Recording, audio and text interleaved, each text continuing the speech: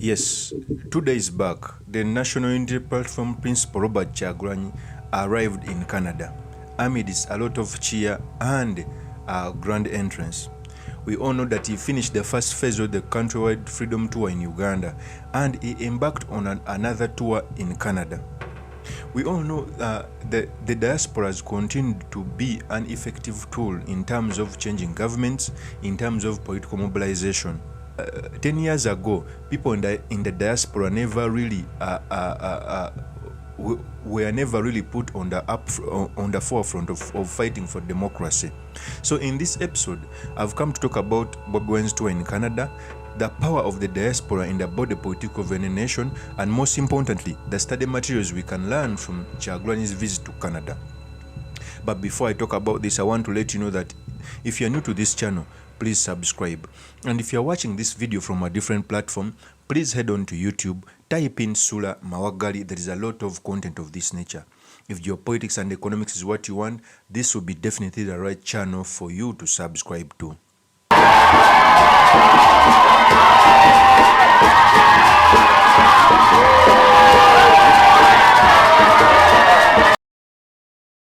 That was BOBI WINE when he arrived in Canada. He talked about a lot of things in this conference. He encouraged the people from Canada to continue pressing and also fight for the rights of Ugandans. We all know among the people who really has asserted a lot of pressure on General MUSEVENI's government when BOBI WINE was arrested, both in Luuka and in Arua by-election, it was the diaspora. Okay, they organized a lot of protests because we know in Europe, Latin America, they can't have a democracy where a person can freely express himself.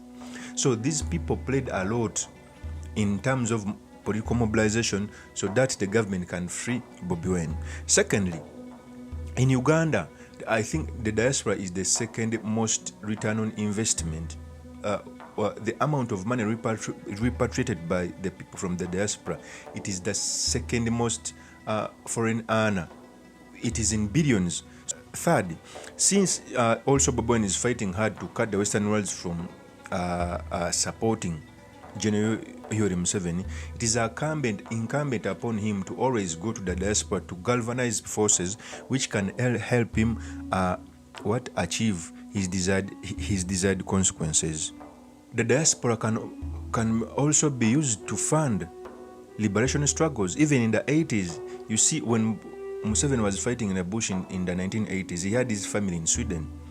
In their books, they used to get some funding from the diaspora. They used to make meetings on how they are going to fight Idi Amin and Obote. So the diaspora cannot be put on the periphery when it comes to fighting for democracy and civil rights of a country. And I think the only person who has used this to the advantage of very many Ugandans is BOBI WINE. No other politician, not even the ruling government, has used well the people who are outside the countries. But also during this convention, BOBI WINE continued to say that he's going to come back and continue with the second phase of the Freedom Tour, in spite of the police letter which was banning these freedom tours.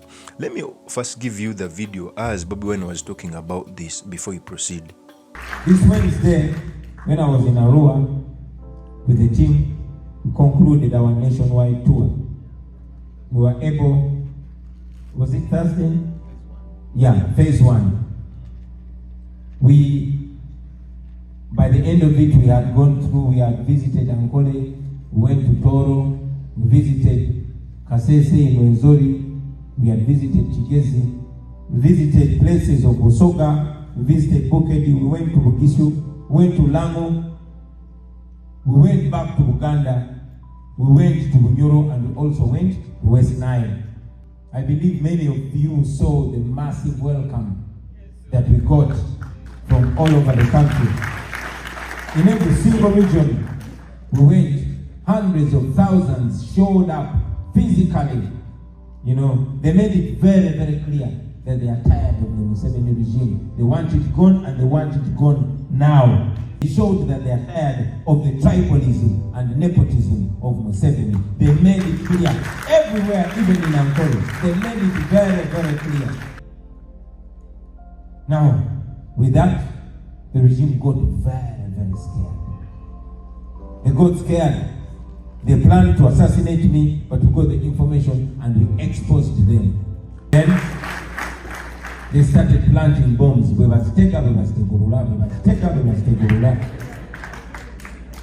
They wanted to create fear, the same way they used to do when they are still rebels. You know?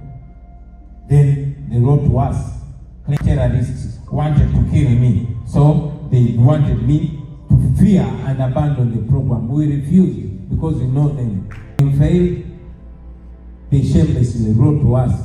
The one Kasida Zitumusini, Deputy Inspector General of Police, wrote to us, purportedly ordering us to call off our national tour. Sorry. We made it clear to them, and now I want to repeat it. We are not going to follow any illegal order. We shall continue with the second phase of our program when we go back to Uganda. So, we turn around to Tuka, Tukia, Kasita Zisia, Abagama, Tutuja, Rumatwanilla, Irafetu Gambia, Tutuja. So, that was Bobi Wine. In the speech he made, he continued to say that he's going to come back and continue with the freedom tours. In most cases, political space is normally fought for. There is no political space that was given just like that all over the world.